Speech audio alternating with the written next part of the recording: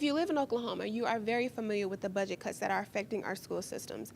And of course, it is really affecting some of the programs here in Oklahoma City for our schools.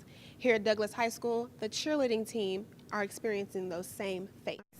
Naomi, tell me a little bit about this program, the cheer team. Tell me a little bit about it. Well, this is Douglas High School's cheer squad. We also have middle school cheerleaders, and our program basically competes at OSSAA, Oklahoma Secondary Schools Activities Association competitions, and we would love to expand to other cheer competitions in the Oklahoma City area. So it is competitive. We are competitive. We just competed last week at the OSSAA regionals at Midwest City High School, where we got fourth place. Okay. We're a 4A cheer squad. Okay. Now, one of the reasons I'm here is, because of the budget cuts or whatever and, funding that you all need and everything. Tell me a little bit about, some of the supplies that y'all, are needing. Well, as you see, we just have 3 cheer mats. A real cheer floor is 9 mats. So when we get ready for competition, we have to learn a whole routine on 3 mats and then put it on a 9-mat floor. So it's really hard for us to get our spacing and formations together. So that's one major thing. Another thing is we can compete against schools who are very funded. So tumbling is funded and choreography is funded. So we have 3 tumblers out here that tumble.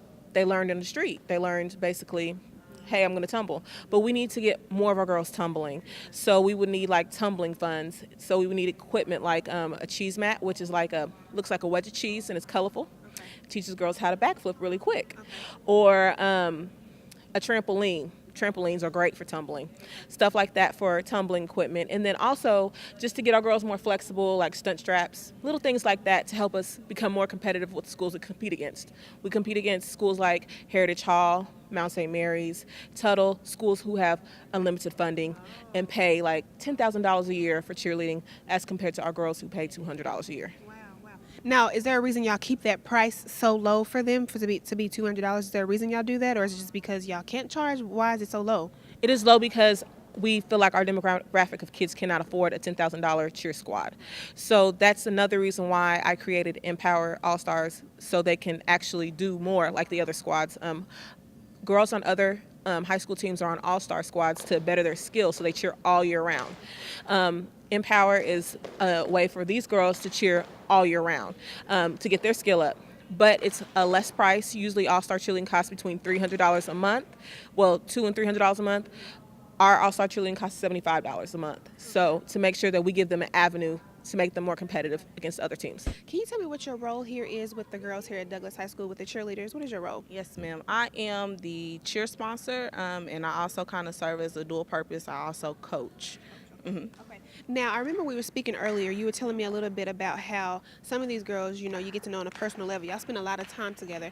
You were telling me some of these girls are homeless and they still get to be a cheerleader. Tell me a little bit about that. Okay, well, right now I don't have any girls that are homeless, but I do have several that are in a lot of alternative living situations.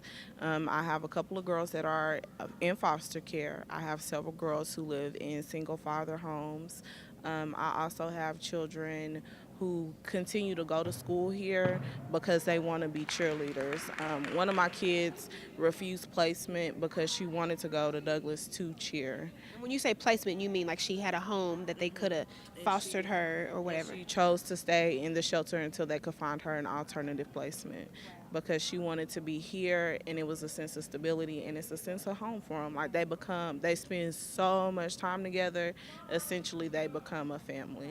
And see, with these budget cuts and then whatever else funding that they don't really provide for you all, I hope this never gets cut, but if this does get cut, they could be shattering some dreams for some of these young ladies. Well, hopefully being cut isn't in our future, because essentially when they cut a program, they're cutting the pay of the person who's in charge of the program in transportation, and this is the first year where we've kind of had a little bit of leeway, and like in the past, we would continue with this program, but we would just have to figure it out, and it would go back to being as hard as it was in the very beginning.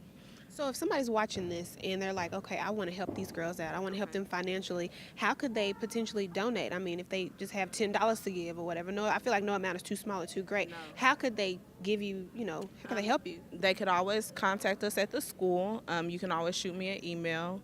My email address is cepatterson@okcps.org. The phone number to the school is 587-4200.